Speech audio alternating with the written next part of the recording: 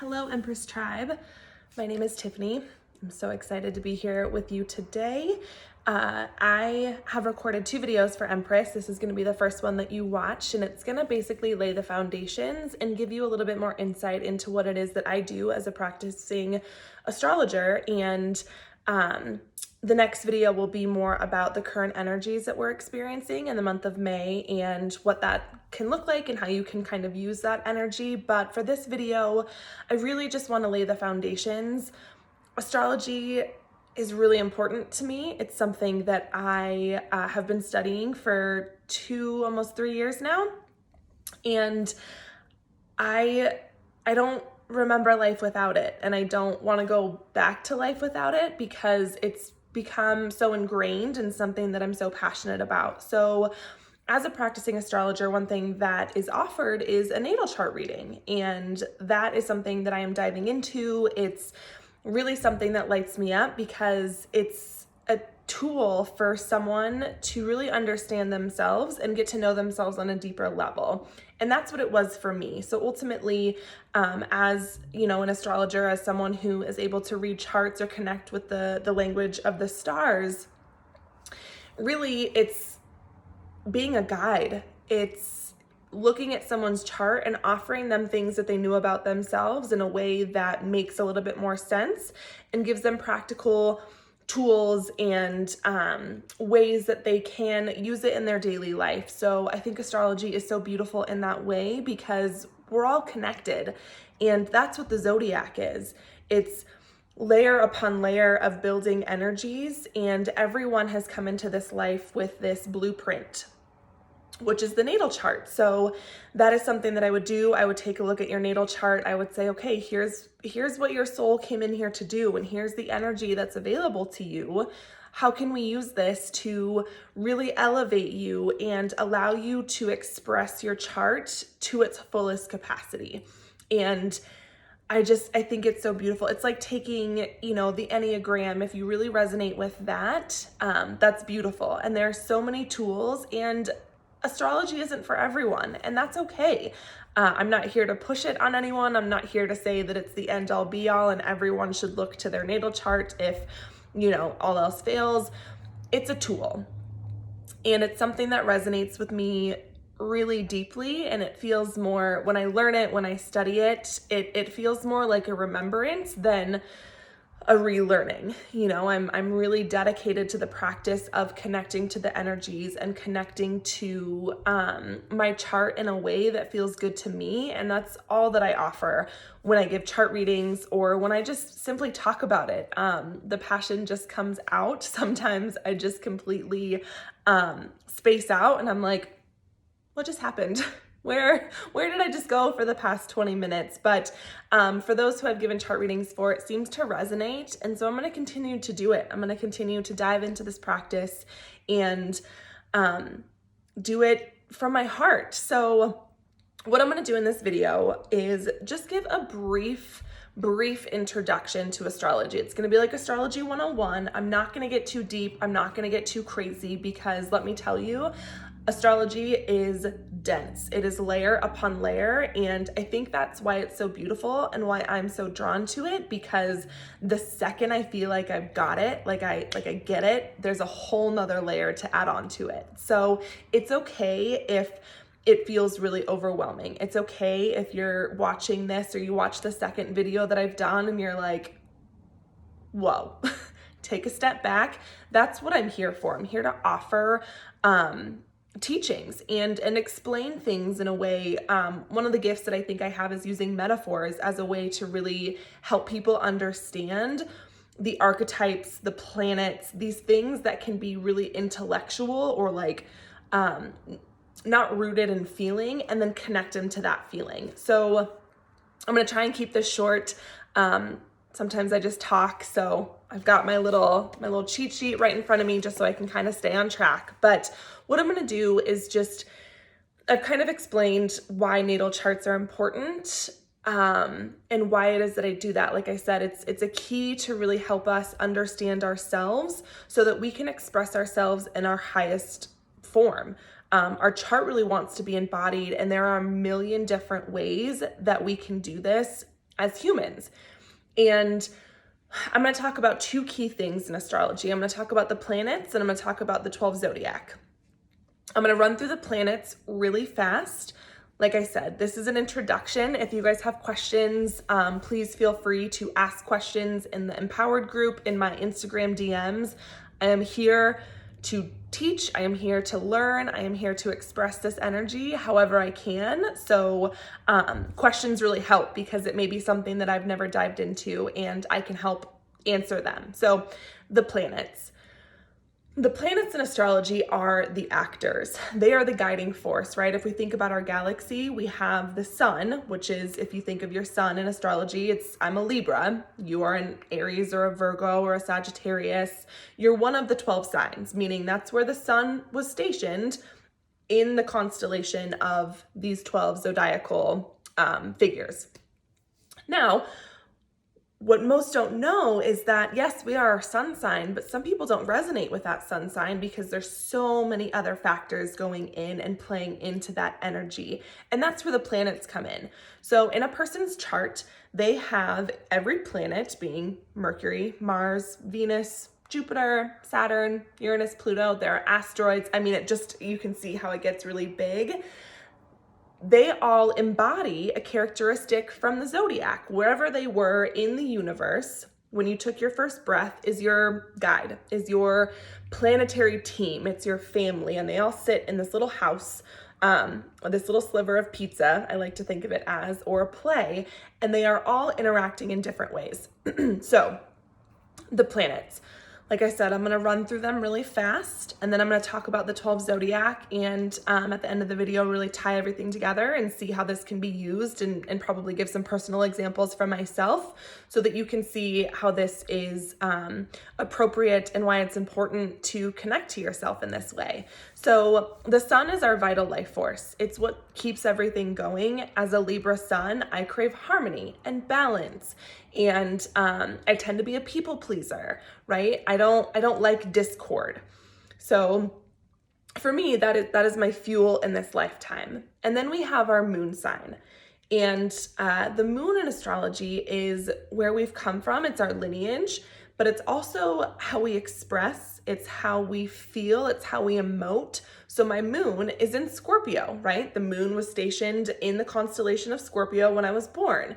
So my internal needs, when I think about this and when I use it practically, are to go really deep, to be mysterious. And when I didn't know this about myself, I wondered why I was so emotionally up and down, right? If we think about the water sign, it is fluid, it is constantly moving.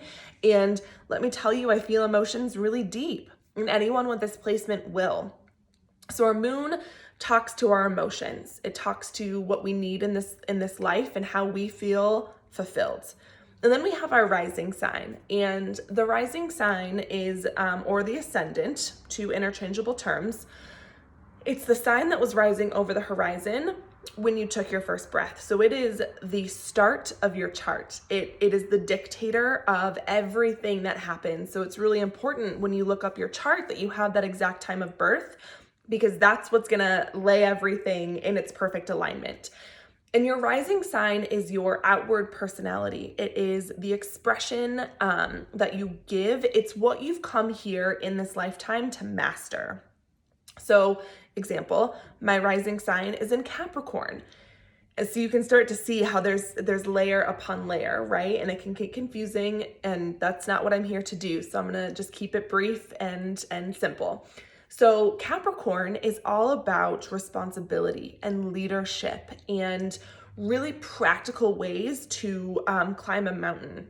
If you've never watched a mountain goat climb a mountain, please go do that, because it's magical to watch. But your rising sign is really your outward personality. It's what you've come here to master. It is your identity. Your sun is your fuel, moon your emotions, rising your identity, your expression.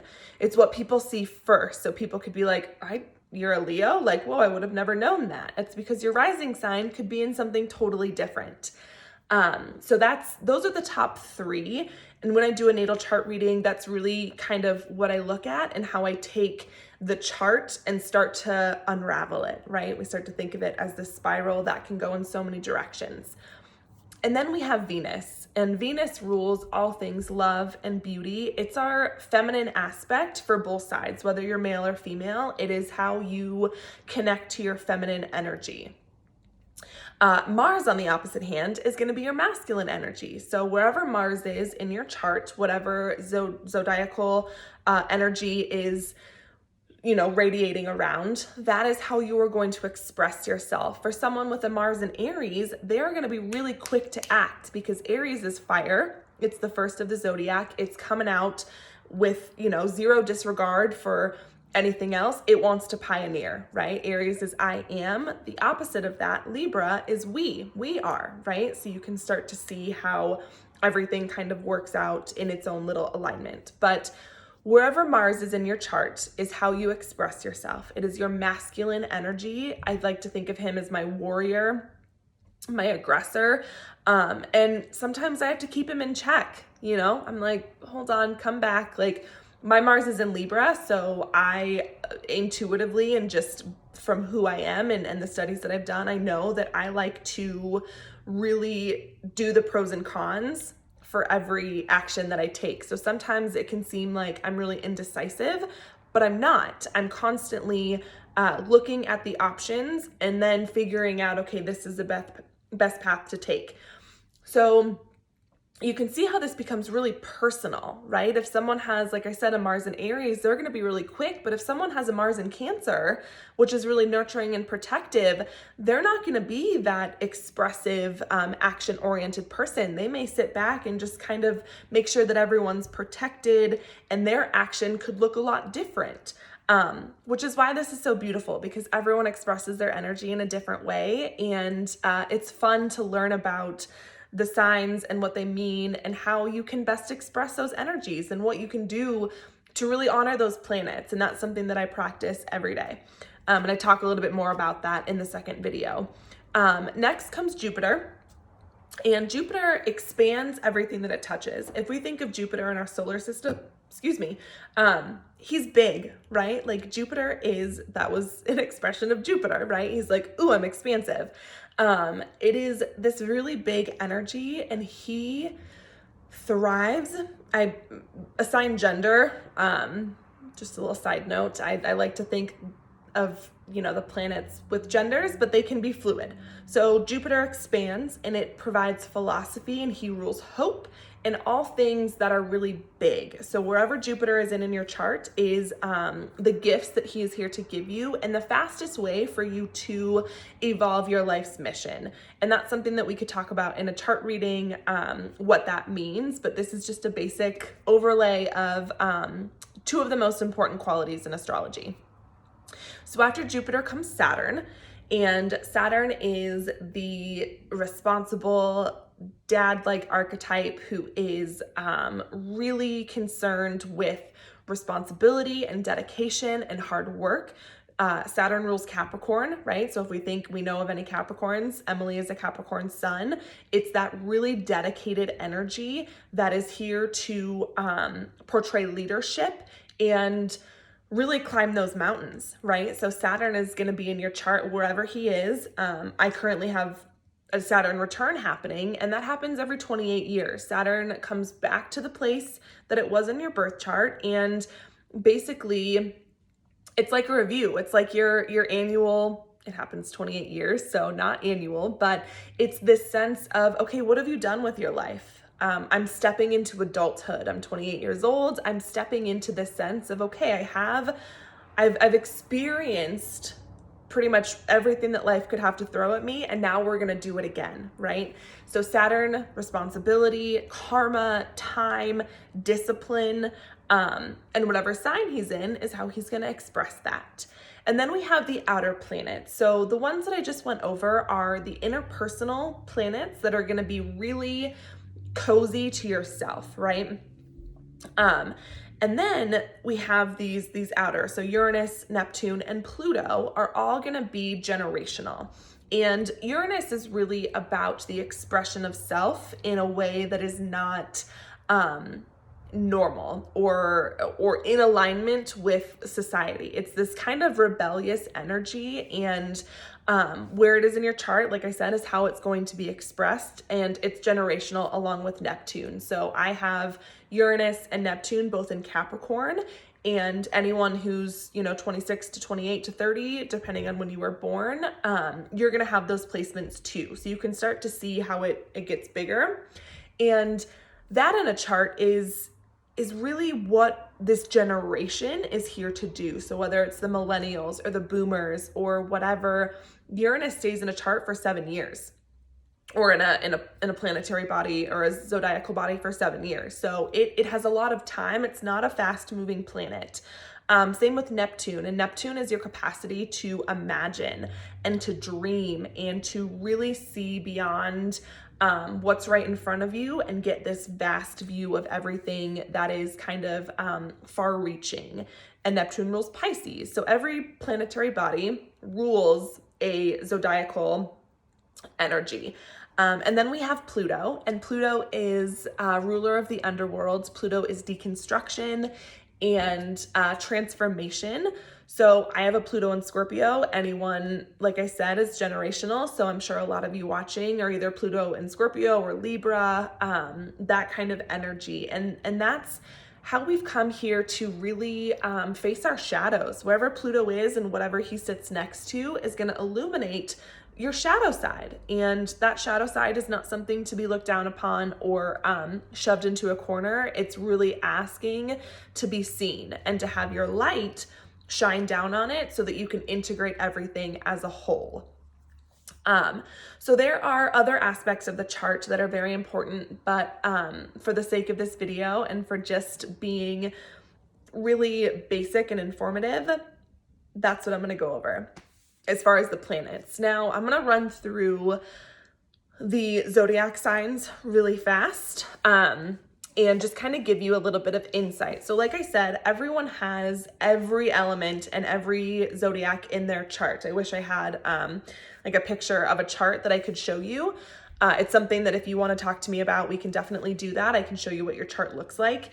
But it's a circle, right? And everything, it's like rolling the dice and they all go into their little homes, right? We're all in our homes right now. We kind of know what that feels like. So the zodiac starts with Aries. And Aries is a cardinal fire sign, meaning it initiates spring. It is an action taker. It is the first one. I like to think of it, I think I said this in my last video, it's like out of the womb, right? We have this collective, it's like having 12 siblings, which can seem like a lot, and it is. And that's why we're so complex and just beautiful in the sense that there's so many different parts of us. And once you get to understand, it's like forming relationships. Once you get to understand what that part of you needs and you can honor it in a way that is specific to that part, things start to flow a little bit easier. So Aries is the ram. It's the first out of the first sign in the zodiac. It's fire. It is quick. It is initiating. It is pioneering. It is all about me. Not in a selfish way, but Aries can be selfish. They can be, they're so narrow-minded and focused on the path ahead that sometimes they forget other things are happening. And that can be one element of your chart. And then we have Taurus. And Taurus is fixed earth, and it is grounding and stable and really rooted in the material world. And it's going to provide Aries the stability that it needs so that it can go out, pioneer, and then come home and feel secure. And then we have Gemini. Gemini comes after Taurus, and it is the twins. It is communicative. Anyone with a sun or any placement in Gemini, that's how you express yourself. It's how you learn. It's how you create. It's how you it's how Gemini is thinky, right?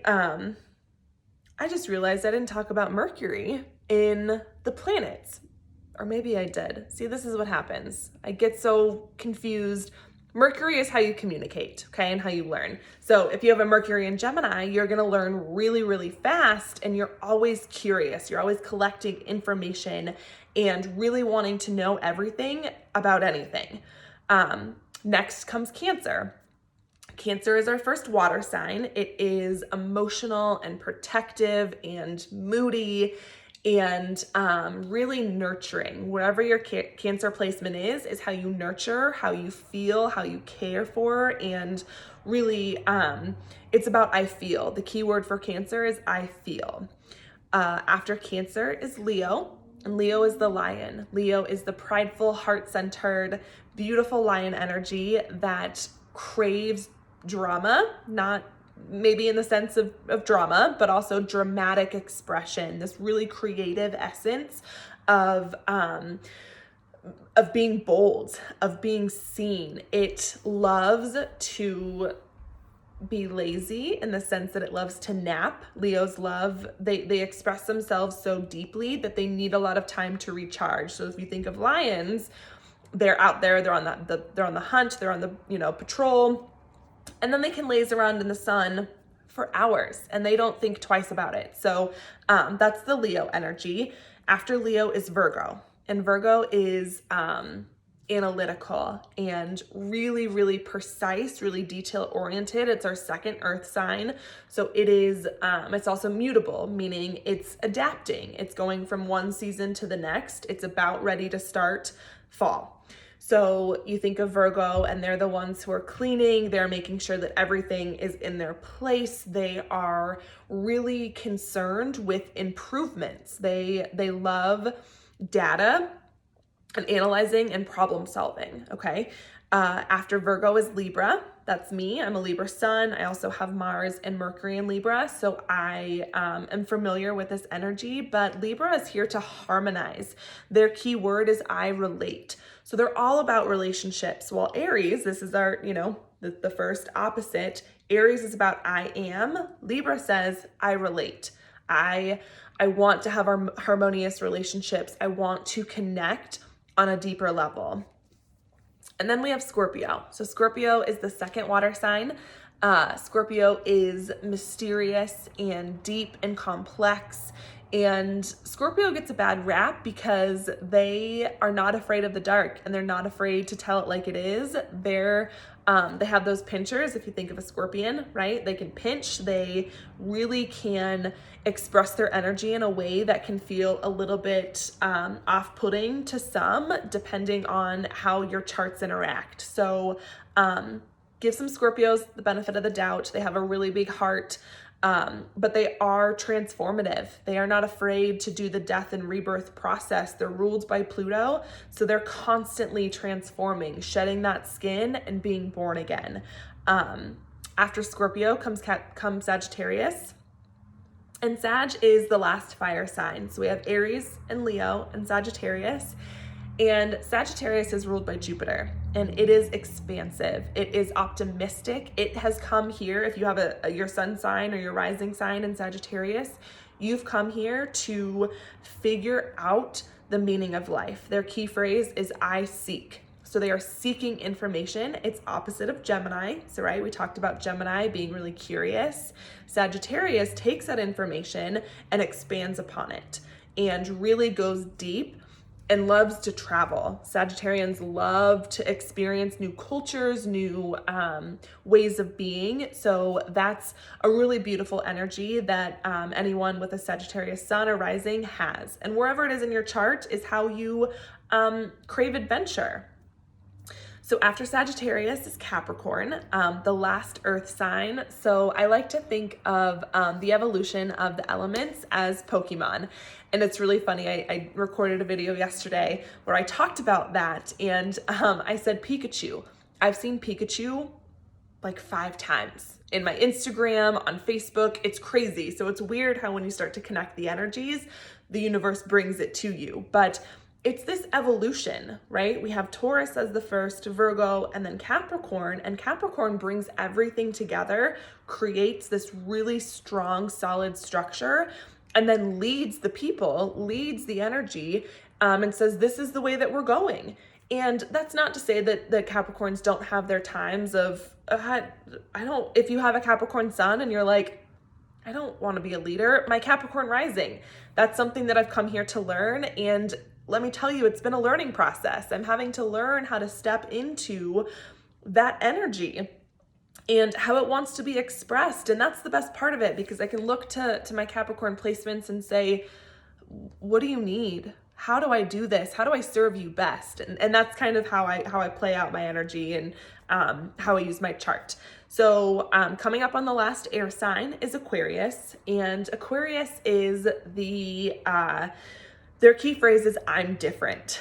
Aquarians are futuristic. They are innovative. They are like 3 years ahead, and they're waiting for everyone to kind of catch up because their ideas are so quick and fast moving. They're ruled by Uranus.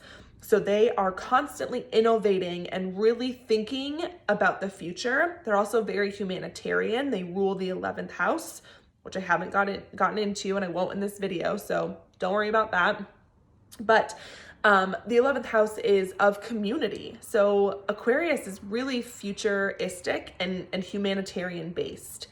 And then we have the last sign, and that's Pisces. And if you think about the circle, Pisces embodies all of the energy, and it is the fish with the two tails, right? It's like constantly trying to catch its tail, and it never will. It's gonna go in circles, which is why Pisces kind of have a hard time with boundaries. They are so mystical and so beautiful. I always think of mermaids when I think of Pisces energy, because they're out of this world. They are otherworldly. Their key phrase is I imagine.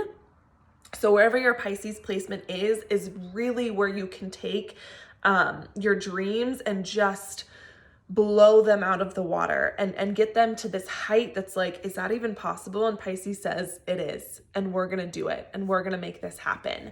So it's the embodiment of everything, and it's mutable also. And I know I didn't really talk about that. There are 3 modalities that these planets can have, and polarities and other situations, but mutable just means that it can mutate, right? It's changeable. It's coming out of winter and into spring.